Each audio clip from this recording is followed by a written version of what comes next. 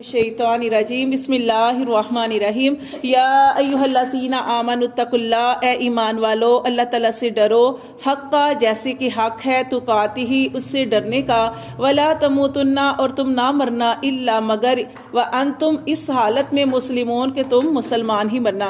तो यहाँ इस आयत में अल्लाह ताला ने फरमाया कि ईमान वालो अल्लाह ताला से डरते रहो। कैसे डरते रहो? हर हालत में अच्छे अमाल करके भी अल्लाह से डरते रहो। ये नहीं कि मैंने आज बड़ी नमाजें पढ़ी, मैंने इतने कुरान पढ़ लिए, मैं तो इतना जिक्र करती हूँ, ये करती हूँ, वो करती हूँ, इस तरह नहीं। करना भी है, खर्च भी करना है, अल्लाह की राह में देना भी है, अल्लाह का जिक्र इबादत भी करनी है, लेकिन शोर भी नहीं डालना। अल्लाह ताला को सब पता है। जैसे कुरान मजीद में आप पढ़ते हैं ना कि अल्लाहु अलीम, अल्लाहु अलीम, अल्लाह खूब जानने वाला है। तो अगर आप लोगों को हर किसी को बताते फिरेंगे अमल करके, तो आपका वो अमल ज़ाया हो जाएगा। तो ठीक है ना। तो अमल, हाँ, आप इस नीयत से बता सकते हैं रग़बत के लिए। जैसे कि सदका जो है उसके बारे में हमने पढ़ा कि दो तरीकों से दे सकते हैं। एक है ज़ाहिर तौर पर सदका देना और एक है छुप कर देना। और छुप कर देने का सवाब बहुत ज़्यादा है। हदीस पाक में आता है कि नबी सल्लल्लाहु अलैहि वसल्लम ने इरशाद फरमाया कि क़यामत वाला दिन होगा और उस दिन हर कोई परेशान होगा, लेकिन 7 तरह के लोग ऐसे हैं जो अल्लाह के अर्श के साए के नीचे होंगे और उनको ना खौफ होगा ना डर होगा। उनमें से एक शख्स वो है कि जिसने सदका इस हाथ से दिया कि उसके दूसरे हाथ को भी पता ना चला कि उसने क्या दिया। यानी छुप के देने की ज्यादा फजीलत है। लेकिन अब आप जाहिरा दे रहे हैं सदका, सारी महफिल लगी हुई है, उसमें आपने किसी को दे दिया, तो आपकी नीयत पे है। अब आपकी नीयत ये है कि मैं रग़बत देने के लिए मैं ये इसलिए दे रही हूँ कि मेरा देखा देखी कोई और भी दे दे, तो इसका भी अजर सवाब मिलता है।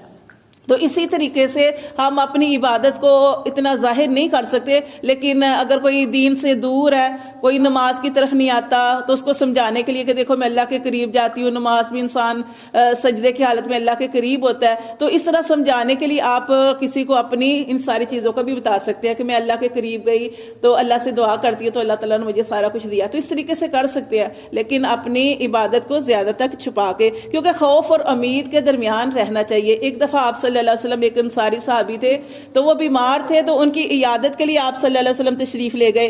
तो आप सल्लल्लाहु अलैहि वसल्लम ने उसे जाके सलाम किया, फिर आप सल्लल्लाहु अलैहि वसल्लम बैठे, फिर आप सल्लल्लाहु अलैहि वसल्लम ने सहाबी का हाल पूछा, तो उसने क्या कहा कि अल्हम्दुलिल्लाह ठीक हूँ, अल्लाह से उसकी रहमत की उम्मीद रखता हूँ और अल्लाह के अज़ाबों से डरता हूँ, यानी डर रहा हूँ।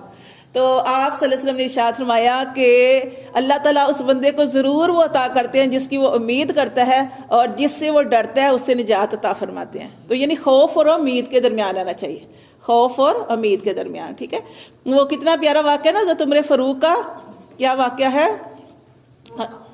खौफ और उम्मीद के दरमियान है ना। उन्होंने कहा था कि अगर अल्लाह ताला ऐलान कर दे कि सारी दुनिया जो है वो जन्नत में जाएगी और एक शख्स है वो जहन्नम में जाएगा, तो मुझे डर है कि जहन्नम में जाने वाला शख्स मैं ही हूँगा। और अगर अल्लाह ताला ऐलान कर दे कि सारी दुनिया जहन्नम में जाएगी और एक शख्स है कि जो वो जन्नत जाएगा, तो मैं उम्मीद करता हूँ कि वो आखिरी शख्स मैं ही हूँगा जो जन्नत में जाएगा। ठीक है। अल्लाह से खौफ और उम्मीद के दरमियान रहना चाहिए। हाँ, अच्छे मामले करने चाहिए, अच्छे मामले करके, इबादत करके, जिक्र करके, अल्लाह को राज़ी करके, फिर भी अल्लाह से डरना कि पता नहीं मेरी इबादत कबूल हुई या नहीं हुई, और बुरे काम करके तो डरना ही डरना है। तो यहाँ पे अल्लाह ताला फरमाते हैं कि ए ईमान वालो अल्लाह से डरते रहो, वैसे डरो जैसे कि उससे डरने का हक है, वला तमूतुन्ना और तुम ना मरना इस हालत में कि तुम मगर मुसलमान ही मरना।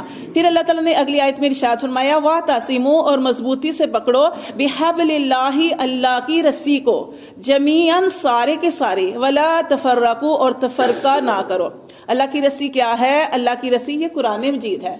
जो कुरान मजीद पकड़ता है, पढ़ता है, ये हदायत का जरिया है। इसको मजबूती से पकड़ो और तफरकों में ना पड़ो। इतने फिरके बन गए, नबी सल्लल्लाहु अलैहि वसल्लम ने इरशाद फरमाया कि मेरी उम्मत के 73 फिरके होंगे। और देखिए हर फिरका अपने आप को सही समझता है, حالانکہ ایک ہی فرقہ وہ صحیح ہے اور وہی جنت میں جائے گا. تو اللہ تعالیٰ نے فرمایا کہ اللہ کی رسی کو مضبوطی سے پکڑ لو اور تفرقہ نہ کرو.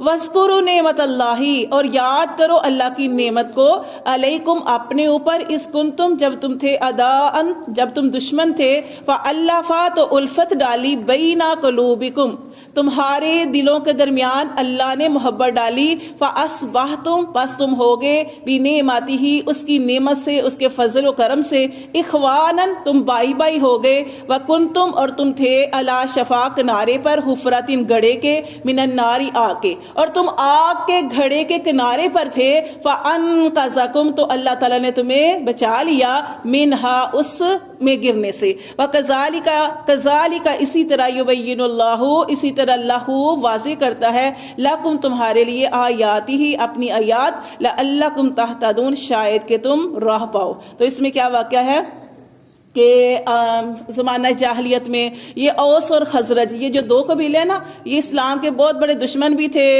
اور اس کے علاوہ آپس میں ہر وقت لڑائی جھگڑا کرتے رہتے تھے، اور تقریباً 120 سال سے آپس میں اتنی ان کی دشمنی تھی، ایک دوسرے کے جان کے پیاسے تھے، ہر وقت لڑائی جھگڑے کرتے رہتے تھے. پھر آپ صلی اللہ علیہ وسلم نے ان کو سمجھایا، انہوں نے اسلام قبول کیا اور پیار محبت سے رہنا شروع ہو گئے. جب یہ پیار محبت سے رہنا شروع ہو گئے تو ایک یہودی نے دیکھا کہ یہ دونوں قبیلے آپس میں بیٹھے جو تھے وہ باتیں کر رہے تھے اور پیار محبت سے بیٹھے تھے، تو یہودی ان کے پیار کو دیکھ کر جل گیا. تو اس نے نا ایک آدمی، اس کو یہ اچھا نہیں لگا کہ یہ حسد کیا اس نے، تو اس نے نا جا کے ایک آدمی کو تیار کیا، اور اس کا نام تھا اس آدمی کا شاس بن قیس، جس کو اس نے تیار کیا. اس کے پاس گیا، اسے کہا کہ تم ایسے کرو، کیونکہ وہ شاعر تھا، کہا کہ جا کے نا پرانے جو زمانہ جاہلیت کے شعر ہے نا، وہ ان کے پاس جا کے وہ پڑھو. اس سے کیا ہوگا کہ ان کو وہ پرانا زمانہ جاہلیت والا زمانہ یاد آ جائے گا، پرانی باتیں یاد آ جائیں گی، اور پھر آپس میں لڑنا شروع ہو جائیں گے. اس نے ایسے ہی کیا. پھر اس نے جا کے وہاں پہ جا کے شعر پڑھے، تو یہ جو آپس میں پیار محبت سے بیٹھے تھے، ان کو پھر وہی پرانی باتیں یاد آ گئی.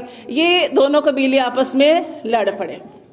جب آپس میں لڑ پڑے تو پھر کیا ہوا کہ انہوں نے ہتھیار پکڑ لیے، جو کچھ بھی پاس تھا، اور یہاں تک نوبت یہ تھی کہ ایک دوسرے کو قتل کر دیتے کہ آپ صلی اللہ علیہ وآلہ وسلم کو خبر مل گئی، اور آپ صلی اللہ علیہ وآلہ وسلم جو تھے فوراً یعنی ان کے پاس آئے، اور آپ صلی اللہ علیہ وسلم نے ان کو پھر سمجھایا کہ اللہ نے تمہیں اسلام دے کر عزت دی، تمہیں زمانہ جاہلیت سے نکالا، اور تم پھر وہی کام کر رہے ہو زمانہ جاہلیت والے. پھر آپ سے سمجھانے کی وجہ سے وہ آپس میں دوبارہ اسی طرح ہو گئے. پھر انہوں نے اپنا غصہ جو تھا وہ انہوں نے کہا کہ یہ شیطان کی طرف سے تھا سارا کچھ نا. پھر